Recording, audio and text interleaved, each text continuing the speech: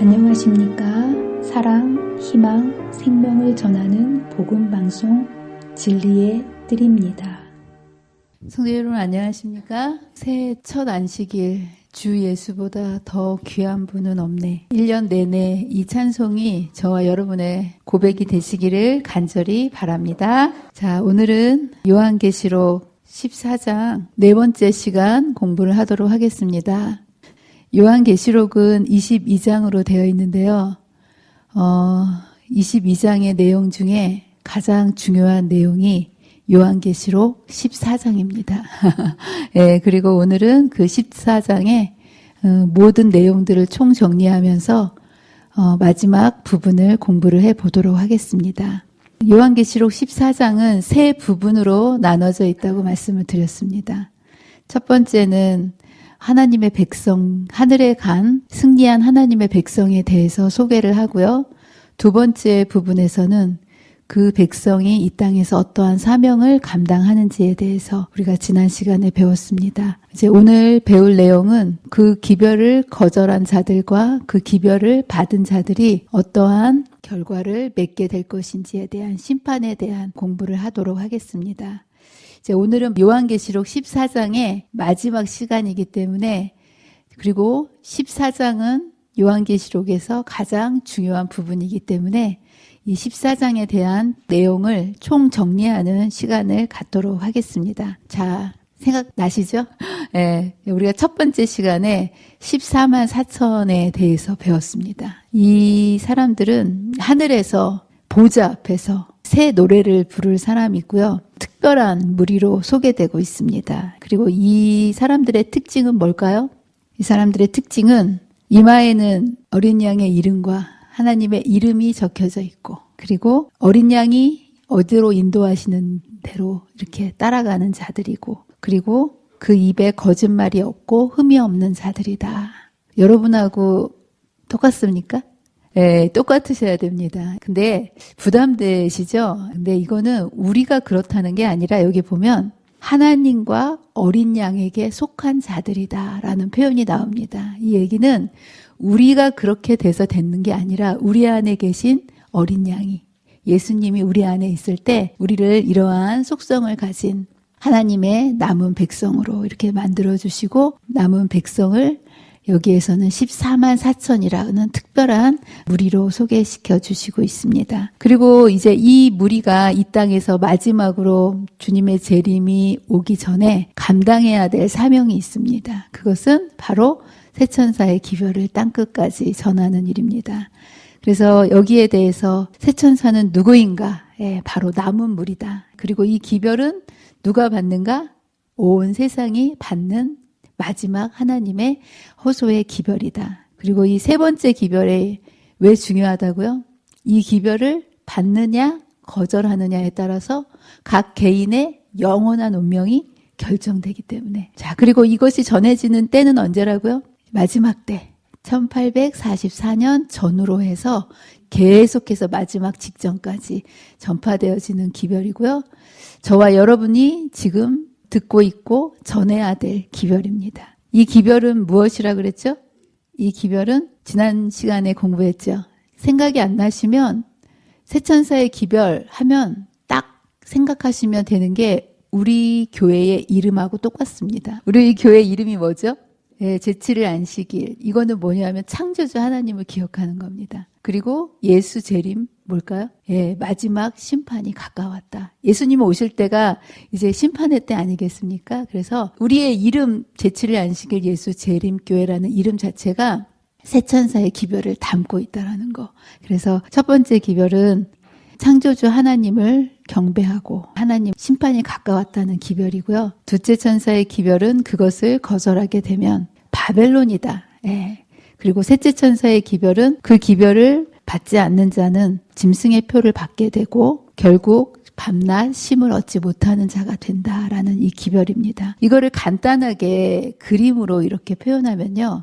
심판이 가까웠다. 예수 재림 교회니까, 그렇죠? 예, 그리고 창조주를 예배하라. 안식일. 이 두 가지의 기별을 온 세상에 전파하는 겁니다. 그리고 이것을 거절한 결과가 바로 바벨론이고요. 이 바벨론은 결국 무너지게 된다라는 거. 그리고 바벨론에서 나오지 않고 계속 남아 있으면 짐승의 표를 받게 된다라는 것이 바로 이 세천사의 기별의 정의입니다. 그렇다면 하나님의 백성은 누굴까? 참된 성도의 정의를 이 세천사의 기별 끝에 말씀을 해주고 있습니다. 뭐라고 얘기합니까? 성도들은 어떤 특성을 가지고 있습니까? 여기에 하나님의 계명과 예수의 믿음을 지키는 자니라. 이 두 가지 특성이 정말 중요합니다. 여기에서 하나님의 계명만 강조해도 안 되고요. 예수님의 믿음만 강조해서도 안 됩니다. 이 두 가지가 동전의 양면처럼 떼어질 수 없는 관계고요. 두 개의 날개처럼 굉장히 중요한 요소로 작용하는 모습을 보게 됩니다. 그래서 이것을 이렇게 말씀하고 계십니다. 의의 큰 표준을 높이는 것이 필요하지만 그렇게 할 때에 많은 자들이 등한히 하는 것은 예수의 믿음을 말하는 일이다. 만약 우리가 셋째 천사의 기별과 능력을 가졌다면 율법과 복음을 함께 제시하여야 한다. 예수의 하나님의 계명만 지켜서도 안 되고요. 율법주의로 가면 안 된다는 거예요. 그렇다고 또 예수님의 의만 강조해서도 안 되고 이 두 가지를 같이 병행해야 된다라고 얘기합니다. 왜냐하면 이것은 뗄래야 뗄 수 없는 관계 속에 있기 때문에 그렇습니다. 예수님의 믿음을 통해서 우리가 구원을 받고요. 구원을 받은 자가 하나님의 계명을 지킬 수 있는 거예요. 예, 하나님의 계명을 지키는 자가 또한 예수의 믿음을 받은 자이기도 합니다. 그래서 이것이 하나님의 백성의 중요한 핵심 기별을 이 성소에서 보여주고 있는데요. 뜰에서 가장 중심에 있는 게 번제단이죠. 이 번제단에서는 어떤 일이 일어났죠? 어린 양이 희생당하는 일, 십자가로 인해서 예수님이 우리를 대신하여 돌아가셨다라는 믿음으로 우리가 죄에서 구원받는 이것을 어떻게 구원받는지를 여기에서 보여주고 있습니다. 또 이쪽 성소에서 중심이 되는 게 뭡니까? 여기 자세히 보면 법궤입니다. 그래서 하나님의 계명의 중요성을 정확한 성소의 모습을 보여주면서 예수의 믿음과 하나님의 계명이 성도들의 마음속에서 어떻게 자리 잡아야 되는지에 대해서 이야기하고 있고요. 이 하나님의 계명과 예수의 믿음이 우리의 삶 속에서 이루어져 나아가도록 하는 것이 뭐냐면 지성소와 뜰을 이어주는 중간에 있는 것이 바로 성소인데요. 성소에 세 가지의 중요한 기물이 있습니다. 여기 뭐뭐가 있다고 되어 있죠? 예, 분향단과 등대와 진설병. 예, 그래서 이 세 가지는 무엇을 의미할까요? 분향단은 계속 끊이지 않고 향이 올라가야 되거든요. 이거는 성도들의 기도로서 우리는 하나님의 백성은 살아야 된다라는 것을 의미하고 있고요. 그 다음에 여기 보면 이제 진설병이 나오죠. 떡은 무엇을 의미합니까? 하나님의 말씀. 매일매일 하나님의 말씀을 먹고 살아야 될 것을 의미합니다. 그리고 등대는 뭘까요?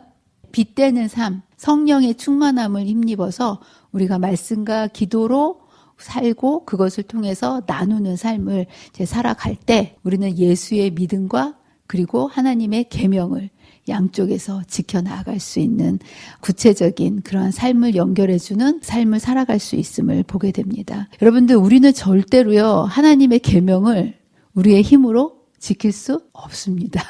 예수의 믿음을 가질 때만 우리는 하나님의 계명을 올바로 지킬 수 있죠. 제가 엊그저께 잠을 자기 전에 저는 이제 책을 좀 보는 습관이 있는데 엎드려서 책을 보다가 책을 읽고 너무 감동을 받아가지고 벌떡 일어났어요. 저는 이런 이야기를 제 생전에는 처음 들었던 이야기인데 정말 도저히 우리의 힘으로는 지킬 수 없는 하나님의 계명을 예수의 믿음이 들어갈 때 이렇게 지킬 수 있는 거구나라고 정말 한밤중에 너무 감동을 받았던 그런 이야기입니다. 구소련 시대에 종교 탄압으로 어려운 시대가 있었는데요.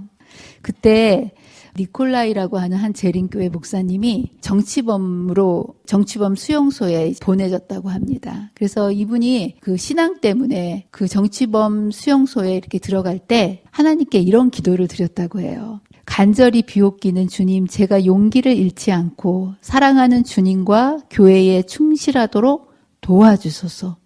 내 힘으로 되는 게 아니에요. 도와주소서. 그리고 간수들에게 믿음의 증인이 되도록 도와주시옵소서. 자신의 어떠한 깡닥이나 자신의 의지로서 믿음을 지키고 하나님의 계명을 지키려고 했던 것이 아니라 정말 할 수 없음을 인정하고 하나님 앞에 엎드려서 도와주소서. 이게 간절히 기도하면서 감옥에 들어갔다라고 해요. 감옥 생활이 어렵지 않습니까? 그런데다가 또 안식일까지 지키려고 하니까 얼마나 더 어려웠겠습니까? 첫 번째 안식일을 맞이하셨대요. 이제 수용소니까 이제 일을 하러 다 내보내는데 이 목사님이 간수를 찾아가서 자기는 제7일 안식일 예수 재림교회 목사고 이 날은 하나님의 거룩한 안식일이기 때문에 나는 일을 할 수 없다. 어떻게 됐을까요? 맞았어요. 네, 굉장히 많이 초죽음이 되도록 맞았습니다. 그렇지만 일을 가러 가지 않았어요. 또 다음 두 번째 안식일이 됐습니다. 또 똑같이 간수를 찾아가서 저는 오늘은 제7일 안식일이기 때문에 하나님의 계명을 따라서 안식일을 지킬 수 없습니다. 라고 얘기했어요. 이때 어떻게 했냐면 여기 그림 보이시죠? 저렇게 우사에 데리고 가서요. 상자 속에다가 가뒀대요. 근데 이 상자가 사람이 고개를 들 수도 없고 다리를 펼 수도 없고 일어설 수도 없는 이 상자 속에다가 다리를 굽히고 쭈그리고 앉아 있을 수 있는 그런 상자 속에다 집어넣고 상자를 닫아버린 거예요.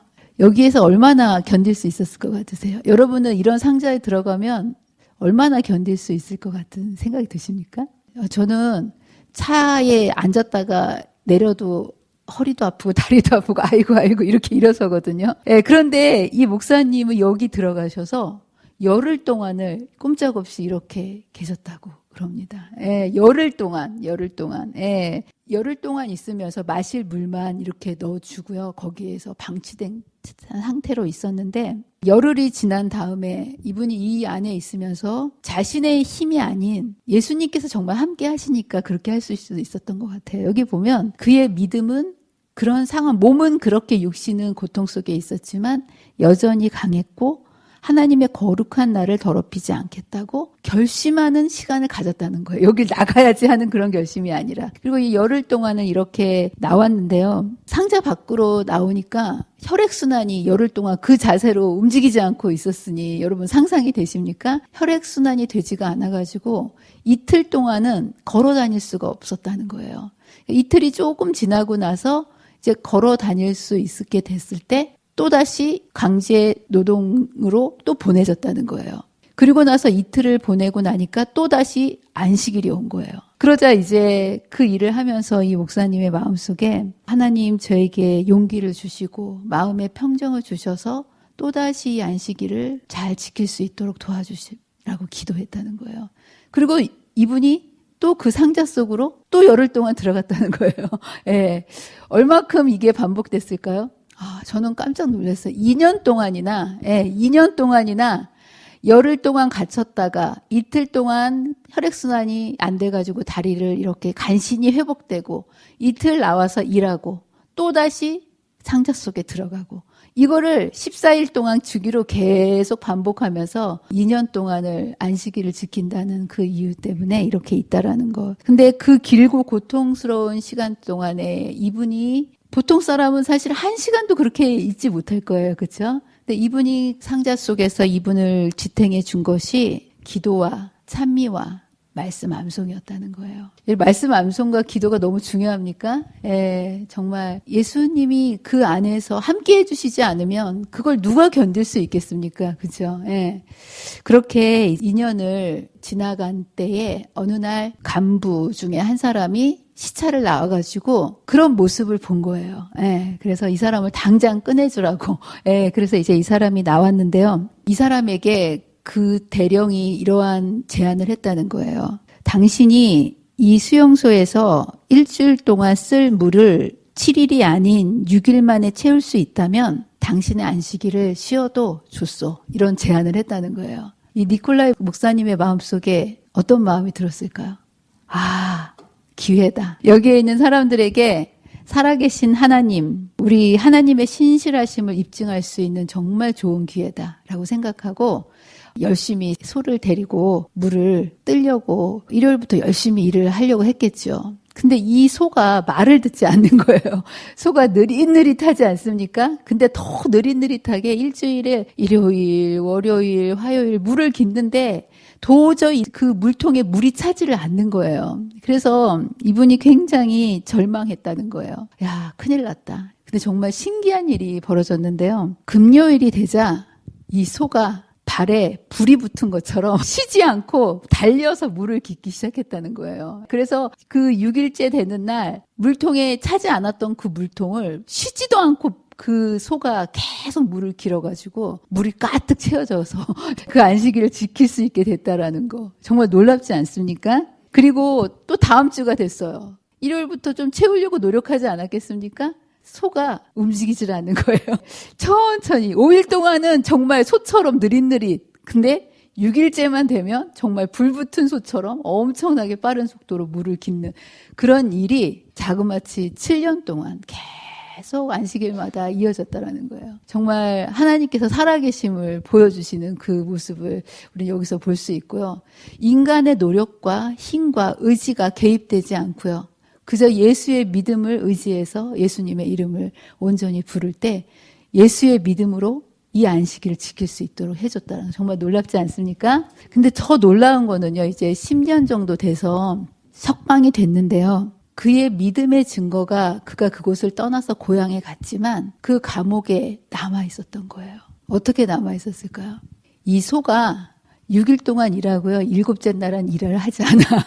예, 사람은 떠났는데 소가 그동안 6일 동안 일하고 7째 날에 쉬었던 그게 굳건히 몸에 배어가지고 이 소 절대로 7째 날에 일하지 않는 소가 되어서 그분이 목사님이 그곳을 떠났지만 여전히 그분의 선한 영향력이 이렇게 사람들에게 전달되므로 이날이 거룩한 하나님의 안식일이기 때문에 소도 일을 하지 않는다. 예, 이렇게 이루어졌다라는 거. 정말 이것을 제가 보면서 사람이 계명을 지키기 위해서 우리가 할 수 있는 일은 없구나. 그러나 우리가 예수를 믿는 믿음으로 정말 예수님께 우리의 인생을 맡겨놓을 때 주님께서 일하셔서 우리가 안식일을 지킬 수 있도록 우리를 붙들어 주시는구나라는 생각을 하게 되었습니다. 여러분, 우리의 대부분은 요즘 안식일을 지킨다는 이유로 투옥을 당하거나 그렇게 큰 고통을 당하는 사람이 별로 없습니다. 그런 것 때문에 요즘 안식일을 지키려고 애쓰는 사람이 없어요. 우리나라 자체가 이제 5일째 근무가 되지 않았습니까? 그런데 우리의 투쟁은 이제는 안식일을 지키느냐 안 지키느냐가 아니라 안식일을 어떻게 보내느냐에 대한 투쟁인 것 같습니다. 예, 그래서 우리가 이 안식일을 거룩하게 지켜야 된다라는 것은 머리로서 알고 있지만 우리가 추구하는 것들 대부분이 하나님을 기쁘시게 하는 것보다는 우리 자신을 즐겁게 하는 일들로 이 안식일을 보낼 때가 얼마나 많은지 모르겠어요. 참 이런 현실을 보고 너무 익숙해져서 아무렇지도 않게 지나가는 분들도 계시고 또 이런 현실을 보고 답답하고 가슴 아픈 사람들도 분명히 있으리라고 생각합니다. 그러나 어쨌든 간에 이러한 모든 일들은 참 우리의 힘으로는 어떻게 할 수 없구나라는 것을 뼈저리게 느끼게 됩니다. 그렇지 않습니까? 근데 여러분들 이러한 우리의 현실이 우리의 마음을 답답하게 하고 슬프게 할 때 니콜라이 목사님처럼 우리도 안식일을 하나님의 뜻대로 지킬 수 있도록 도와달라고 기도해야 되지 않겠습니까? 정말 우리의 힘으로 우리가 안식일을 지킬 수 없다라는 것을 인정하고 하나님께 예수님의 믿음을 달라고 기도하게 되시기를 간절히 바랍니다. 우리가 지금 자유로운 때에 살고 있는데요. 우리가 이 자유로울 때 하나님께서 주시는 예수의 믿음으로 이 안식일을 거룩하게 지키는 것을 지금 우리가 경험하고 연습하지 않는다면 사실 환난과 핍박이 닥쳐올 때 누가 그 안식일을 지킬 수 있겠습니까? 그렇죠? 그래서 저와 여러분의 올해 우리 교회가 하나님께로 돌아가서 예수의 믿음으로 하나님의 계명을 온전히 지킬 수 있는 저와 여러분이 되시기를 간절히 바랍니다. 이제 새천사의 기별을 이렇게 전하면서 세 번째 부분인 곡식과 포도송이의 심판을 얘기하기에 앞서서 잠깐 동안 여기에 무엇을 언급하고 지나가냐 하면 아까는 참된 성도는 이제 예수의 믿음과 하나님의 계명을 지키는 자라고 소개했는데 그런 성도가 어떠한 상급을 받게 되는지에 대해서 여기에서 잠깐 이야기하고 있습니다. 우리 한번 다 같이 읽어볼까요? 시작. 또 내가 들으니 하늘에서 음성이 나서 이르되 기록하라. 지금 이후로 주 안에서 죽는 자들은 복이 있도다 하시매 성령이 이르시되 그러하다. 그들이 수고를 그치고 쉬리니 이는 그들의 행한 일이 따름이라 하시더라. 여기에 보면 죽는 자들이 복되다라는 말씀이 나옵니다. 여러분 죽는 게 복될 수 있을까요? 네, 복될 수 있습니다. 단서가 있죠. 조건이 뭡니까? 주 안에서 죽는 자들이 복되다 하셨습니다. 예. 그러면서 여기 앞에 보면 지금 이후로라는 표현이 나오는데 이 지금 이후로는 사도 요한이 이 요한계시록을 썼을 그 AD 100년경을 얘기하는 것이 아니고요. 여기에 보면 세천사의 기별을 전해진 이유이기 때문에 문맥상으로 보자면 세천사의 기별이 전해진 이유인 1844년 전후로 그 이후로 죽은 사람들은 복되다라고 여기에서 이야기를 해주고 있습니다. 왜 세천사의 기별이 전해지고 난 이후에 죽는 사람이 복되다고 얘기하고 있을까요? 이 세천사의 기별이 전해지고 난 이후에 죽는 사람만 복된 건 아닙니다. 예수 믿고 주 안에서 잠든 모든 인류는 영생을 얻기 때문에 다 복된 죽음입니다. 맞습니까? 네. 그런데 특별히 1844년 이후에 주 안에서 잠든 사람들은 복이 있다라고 얘기하는데 여기에 저와 여러분도 속합니까? 네, 정말 저와 여러분도 여기에 속합니다. 그러니까 여러분은 언제 돌아가셔도 걱정할 필요가 없습니다. 왠지 아십니까? 여기 이때 돌아가신 사람들은요, 특별 부활에 참여할 분들입니다. 우리 길 집사님 그 부모님이 살아계세요. 거의 100세가 다 되셨는데요. 뭐라고 얘기하시냐면 이분들이 본인들은 꼭 살아서 예수님을 맞이하실 거라고 그렇게 말씀을 하신다 그러셨어요. 근데 꼭 살아서 여러분들 예수님을 맞이할 필요 없습니다. 이때 1844년 이후에 돌아가시는 분들은 한잠 푹 주무시고 나잖아요. 그래서 일어나면 예수님 오시기 직전에 살아서 예수님을 맞이하는 거하고 똑같이 예수님을 맞이할 자들이기 때문에 그렇습니다. 예, 정말 여러분과 저는요, 죽음을 두려워할 필요 없어요. 그냥 한잠 푹 자고 나면 살아서 예수님을 그 다음날 맞이하는 것처럼 예수님을 맞이할 자. 그래서 여기 보면 복되다라고 얘기하는 겁니다. 그리고요, 이 이야기를 여기 이렇게 하고 있습니다. 세천사의 기별을 믿고 죽은 사람들은 모두 영화롭게 된 몸으로 무덤에서 나와 하나님의 율법을 지킨 자에게 주는 하나님의 편응하에 언약을 듣는다. 영광 중에 계신 그분을 보고 충성되고 온수한 사람들에게 주어지는 영광을 보게 된다. 저와 여러분이 꼭 주님의 재림을 맞이하게 되시기를 바랍니다. 그런데 여기에서만 복된 게 아니고요. 두 번째 여기 복된 이유는 이 분들이요, 수고를 그치고 쉰다라는 거예요. 여러분들 하루 중 어느 시간이 제일 좋습니까?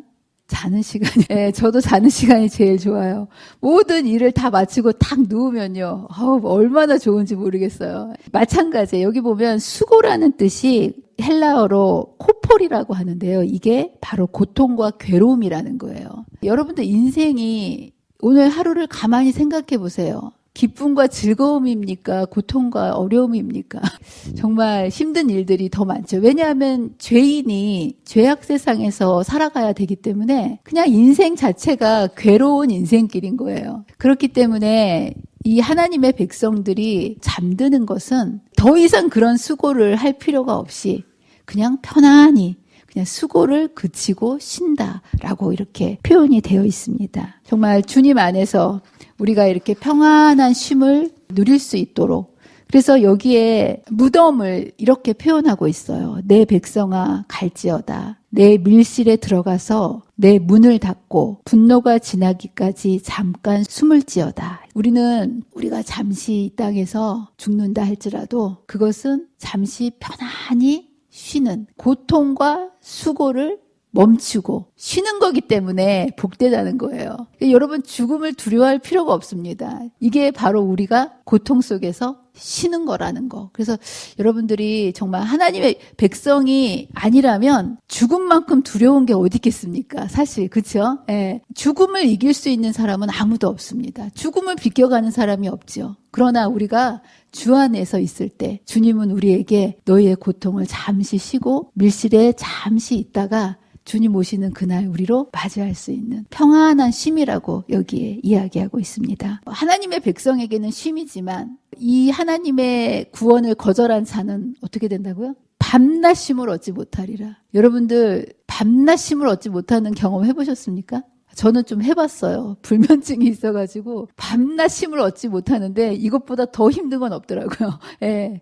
여기에 보면 이 하나님의 인을 받지 못한 자들, 잠시의 어떠한 것을 위해서 세상과 타협하고 짐승의 표를 받는 자들은 여기에 보면 누구든지 밤낮 쉼을 얻지 못하리라 라고 이야기하고 있습니다. 저와 여러분은 정말 잠시 멈추고 평안한 쉼을 선택하는 저와 여러분이 되시기를 간절히 바랍니다. 두 번째로 이들이 정말 복된 것은요. 그들의 행한 일이 따름이라 라고 이야기하고 있습니다. 이건 어떤 표현일까요?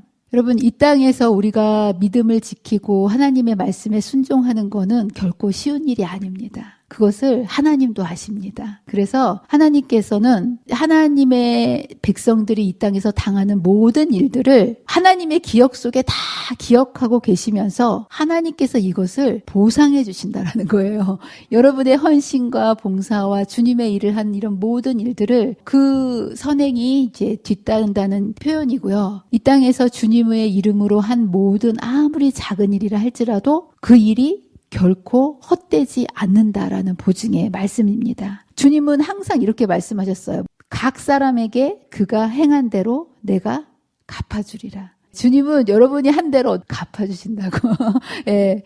그래서 여러분들 그러므로 형제들아 흔들리지 말며 견실하며 항상 주의 일에 더욱 힘쓰는 자들이 되라. 이는 너희의 수고가 주 안에서 헛되지 않은 줄을 알미라. 아멘. 여러분들이 주님의 이름으로 이 땅에서 영혼들을 돌보고 봉사하고 헌신하고 그리고 믿음을 지키기 위해서 손해보는 많은 일들이 사실 있습니다. 예, 그렇지만 흔들리지 마십시오. 당장에 눈앞에 보이는 게 실패처럼 보이고 아무도 알아두지 않는다 할지라도 주님이 말씀하시는 거예요. 너의 수고가 주 안에서 헛되지 않게 해주신다는 이 약속을 굳게 붙잡으시고요. 흔들리지 말며 주님의 일에 힘쓰게 되시는 저와 여러분이 되시기를 간절히 바랍니다. 또한 이 일은 나중에 갚아주신다는 그 의미도 있지만 이러한 그들의 행한 일이 따름이라라는 얘기는 죽어서도 우리가 남긴 영향력이 이 땅에 있는 사람들에게 계속 선한 영향력으로 남아있음을 약속해 주시고 계십니다. 인간은 죽어도 그의 영향력은 그로 더불어 죽지 않고 계속 살아서 그 자체를 재생해낸다. 여러분, 호랑이는 죽어서 가죽을 남기고 사람은 죽어서 이름을 남긴다 그러죠. 사람은 죽어도요. 그냥 없어지는 게 아니에요. 이름을 남기면서 영향력이 계속 이어져 갑니다. 여러분 맞습니까? 정말 그런 표현이 있어요. 사라지는 태양의 저녁놀이 하늘을 가로질러 그 영광을 던지면서 산 너머로 태양이 넘어간 지 한참 후까지도 산 꼭대기를 빛나게 하는 것처럼 선하고 순결하며 거룩한 생애를 산 인물들의 영향도 사후에 살아남는다. 죽어도 영향력은 사라지지 않는다는 거예요. 이걸 이렇게 읽으면서 정말 그렇구나. 사실 저희 아버지가 이제 돌아가셨는데요. 사셨을 때보다 아버지 생각이 더 나요. 제가 이걸 읽으면서 제가 눈물이 나더라고요. 예.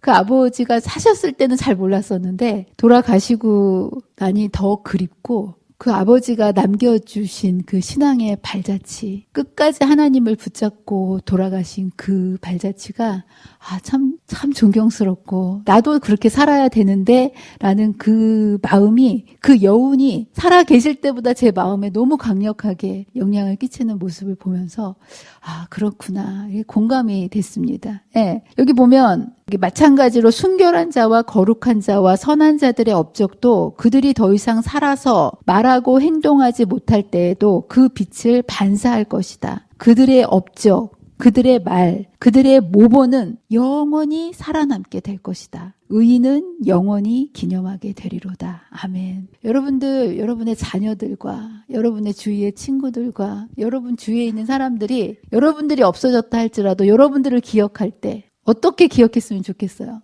이렇게 아름답게 그 빛을 발하면 좋지 않겠습니까? 이 일은요, 우리는 아름다운 빛을 발할 수 없어요. 그렇죠? 화내고. 그런데 이 빛을 발할 수 있는 방법은 빛이신 예수님을 우리의 마음속에 모실 때, 저와 여러분들이 여러분이 좋은 영향력을 남기기 위해서 노력하지 마세요. 그건 될 수 있는 일이 아닙니다. 그러나 여러분들이 빛이신 예수님을 계속 바라볼 때 먼지도 빛을 받으면 빛이 난다 하지 않았습니까? 저와 여러분이 예수님의 그 찬란한 그 예수님의 아름다운 빛을 날마다 바라보고 사시기를 간절히 바랍니다.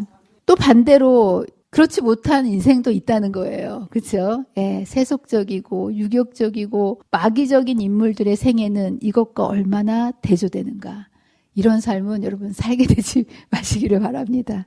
우리 각자는 우리를 따르게 되는 업적이 하늘의 부드러운 빛이 될지 혹은 어두움의 그늘이 될지, 그리고 우리가 물려받은 유산이 축복의 유산이 될지 혹은 저주의 유산이 될지를 심각하게 생각하도록 하자. 잘 생각해 보시고 어느 편을 따라야 할지 여러분들이 빛이신 예수님을 늘 바라보고 선택하게 되시기를 바랍니다. 이제 드디어 마지막 부분인 곡식과 포도송이의 추수가 나옵니다. 추수가 나오는데요, 두 가지의 종류입니다. 곡식이 있고 포도송이가 있고. 여기서 뭐가 더 좋을까? 여러분은 곡식이 되고 싶습니까? 포도송이가 되고 싶습니까?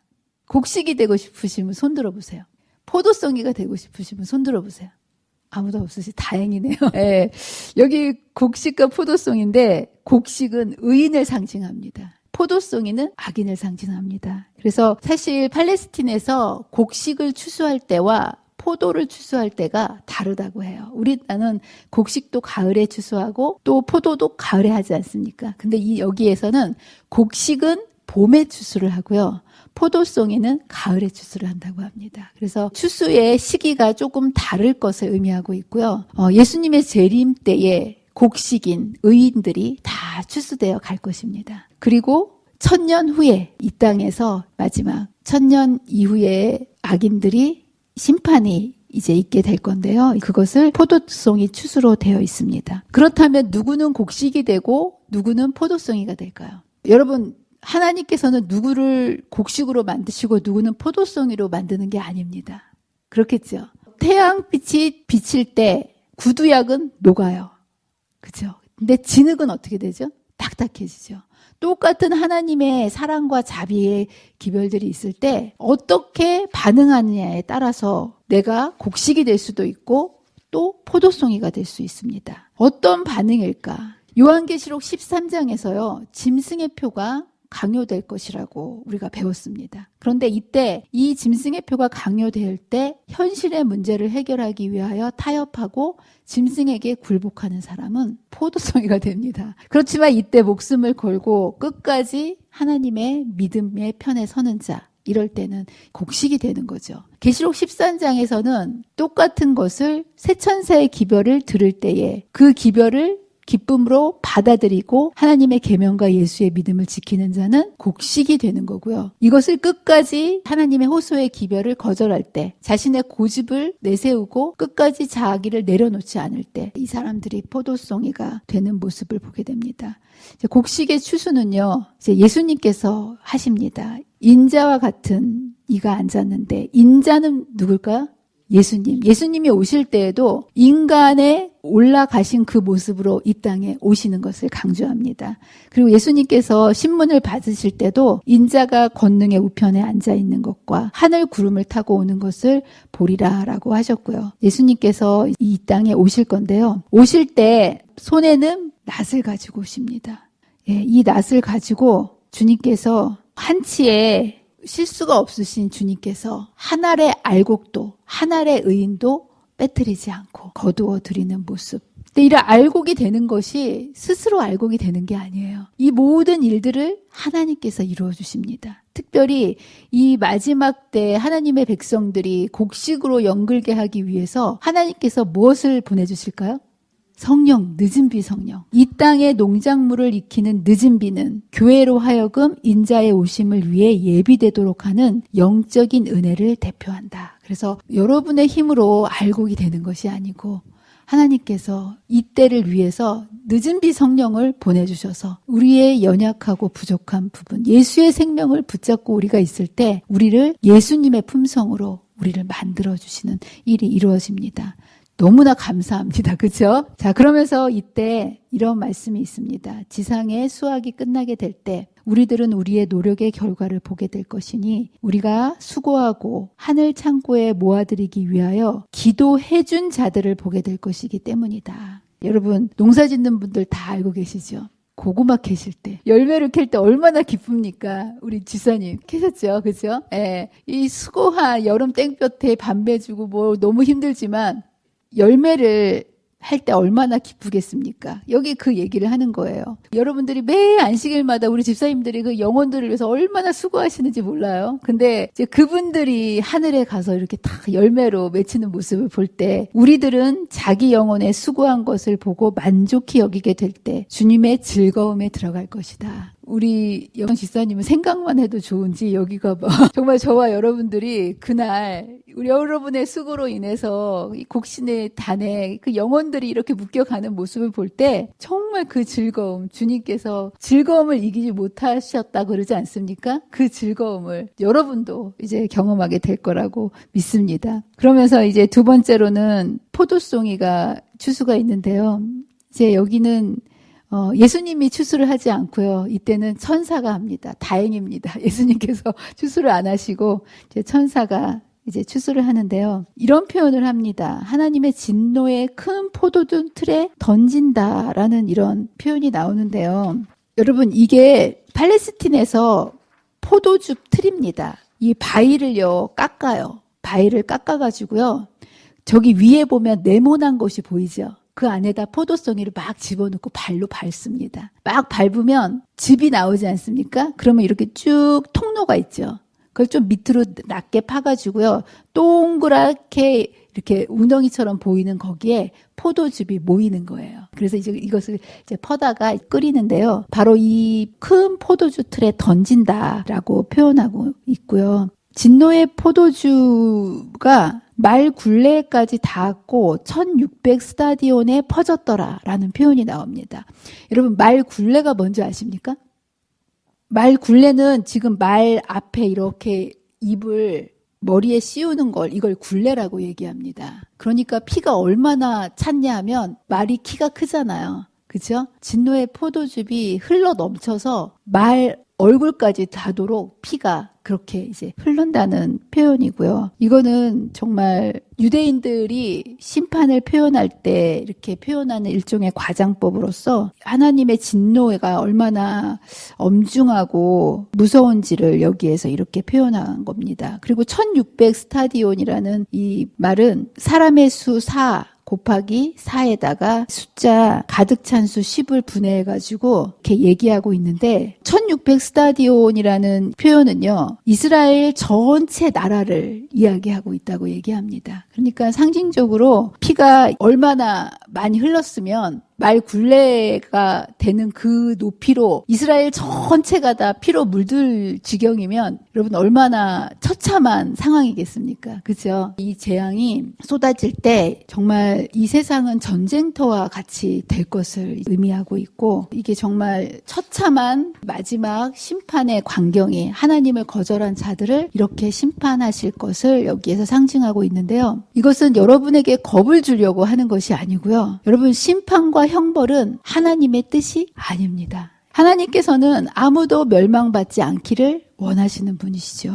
그래서 이러한 것을 이렇게 예언으로 상징으로 보여주시는 이유는 이 새 천사의 기별을 듣고 사람들이 하나님을 선택하고 사망에서 생명으로 구원받기를 원하시는 하나님의 간절한 마지막 표현을 여기에서 이렇게 표현한 거고요. 의인을 구하시기 위해서 이 땅에 오시는데 주님은 의인을 구하는 마지막 방법이 이 땅에서 죄를 멸하는 거 아니겠습니까? 그런데 죄인들이 끝까지 죄와 분리되지 않을 때 어쩔 수 없이 죄를 멸망시키기 위해서 죄인들도 멸망시킬 수밖에 없는 하나님의 너무나 가슴 아픈 여기에 이것을 표현해 주고 있고, 주님께서는 저와 여러분들이 꼭 구원받기를 원하신다는 사실을 여러분 잊지 말게 되시기를 바랍니다. 여러분들, 이제 우리는 마지막 때를 살고 있습니다. 맞습니까? 마지막으로 이것을 읽고 마치도록 하겠습니다. 우리는 마지막 시대에 살고 있다. 맞습니까? 예. 신속히 성취되어 가고 있는 시대의 징조들은 그리스도의 오심이 문 앞에 이르렀다고 선포한다. 우리가 사는 시대는 엄숙하고도 중요하다. 하나님의 성령은 차츰 그러나 분명히 지상에서 떠나고 있다. 재앙과 심판들이 하나님의 은혜를 멸시하는 자들 위에 벌써 내리고 있다. 그러면서 여러분들, 강물이 이렇게 천천히 흘러가다가 폭포가 오면 끝에 가면 말라지죠. 네, 마지막의 사건들도 마찬가지입니다. 여기에 보면 여러 가지 이러한 변화들이, 이제 재난과 사건들이 이렇게 일어나는데 그들은 최후의 위기를 위하여 힘을 모으고 있다. 큰 변화들이 우리 세계에서 바야흐로 일어나려고 하고 있으며 마지막의 움직임은 급속할 것이다 라고 이야기합니다. 예, 마지막 때로 갈수록 이러한 모든 일들이 아주 빠르게 진행돼서 이제 예수님께서 오실 징조들이 신속하게 성취될 것을 이야기하고 있습니다. 그런데 이렇게 사람들이 이야기를 합니다. 예수님이 오실 때 이런 이야기를 주고받는다는 거예요. 나는 어떤 사람들이 말하는 것을 들었다. 우리는 하나님의 심판이 이 땅에 내린다는 것을 알았다. 그러나 그 심판이 그렇게도 빨리 올 줄은 몰랐다. 그걸 듣고 있었던 다른 사람은 말했다. 너는 알았니? 왜 우리에게 말해주지 않았는가? 우리는 모르고 있었다. 사방에서 그런 말을 하는 것을 나는 들었다. 머지않아 아주 고통스러운 환난, 곧 예수께서 오실 때까지 꺼지지 않을 환난이 열국들 사이에 일어날 것이다. 이런 날이 올까요? 저는 올 거라고 생각합니다. 예, 여기 보면 중요한 거는 때가 문제가 아니고 이전 어느 때보다 우리는 하늘에 보좌를 두시고 만유를 통치하는 나라를 마련해 놓으신 분을 섬기며 서로 밀접하게 연합할 필요가 있다. 우리는 징조에 우리의 시선을 빼앗기면 안 되고요. 우리는 성도들끼리 하나로 연합할 필요가 있다는 거예요. 그리고 여기에 정말 감사하게 또 이 말씀이 있습니다. 하나님께서는 당신의 백성을 저버리신 적이 없다. 그러므로 우리의 힘은 하나님을 저버리지 않는 데 달려있다. 하나님은 절대로 우리를 저버리지 않습니다. 꼭 우리가 주님을 떠나죠. 근데 여기 우리의 힘은 우리가 하나님을 저버리지 않는 데 달려있다. 그러면서 이러한 많은 징조들이 때가 이르렀다는 것을 분명히 말해주지만 우리는 잃어버릴 시간이 없다. 세상은 전쟁의 정신으로 붕괴되었고 다니엘 11장의 예언은 거의 마지막 성취의 단계에 이르렀다라고 여기에서 이야기하고 있습니다. 여러분들, 그렇다면 우리가 어떻게 재림을 준비해야 할까요? 도대체 이런 무서운 이야기를 듣고 우리의 날마다의 삶을 어떻게 살아야 된다고 생각하십니까?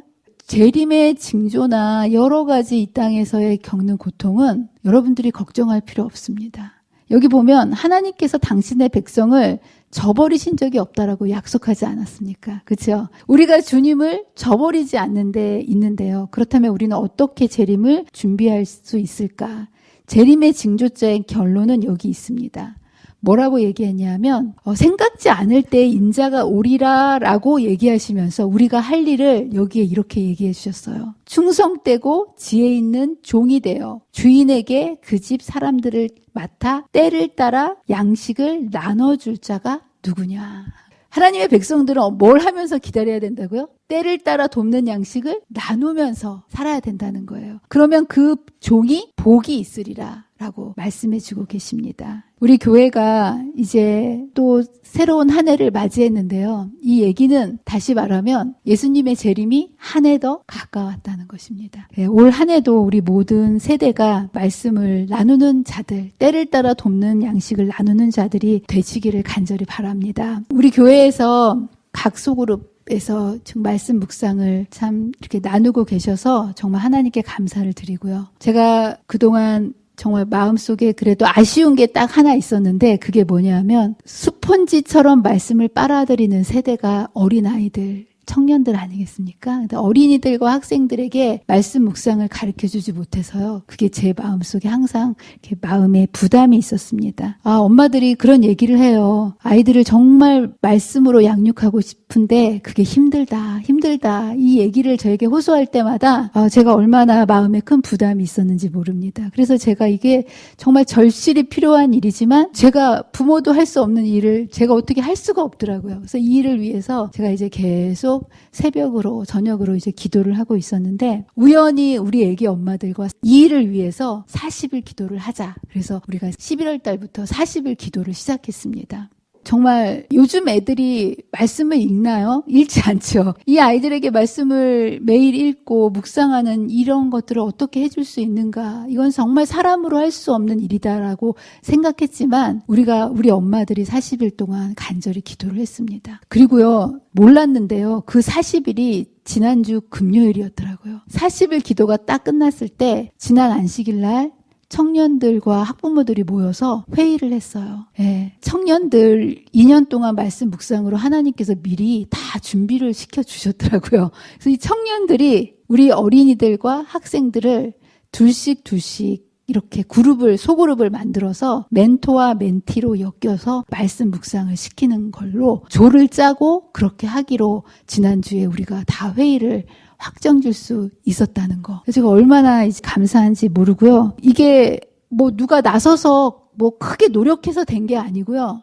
기도하니까 하나님께서 물이 흐르듯이 자연스럽게 이렇게 우리 아이들이 말씀 묵상을 시작할 수 있게 해주셨다는 게 정말 너무나 제가 감사했습니다. 그리고 우리 아이들이 이 말씀 묵상을 멈추지 않도록 이게 쉽지 않은 일인 것을 알고 있기 때문에 또 월요일부터 40일 동안 릴레이 금식 기도를 시작했습니다. 그래서 우리 어린이들이 그리고 우리 학생들이 청년들이 정말 하나님의 일꾼으로 말씀 안에서 성장할 수 있도록 여러분들도 기도해 주시기를 간절히 바랍니다. 그래서 올 한 해가 성령의 능력을 구하면서 우리가 매일 소그룹 안에서 말씀과 기도를 나누며 우리의 삶이 때를 따라 돕는 양식을 부지런히 나누며 주님의 재림을 잘 준비함으로 주님 오시는 그날 기쁨으로 주님을 다 맞이할 수 있는 저와 여러분이 되시기를 간절히 바라면서 말씀을 마치도록 하겠습니다. 기도하겠습니다. 사랑과 은혜가 많으신 하나님 아버지,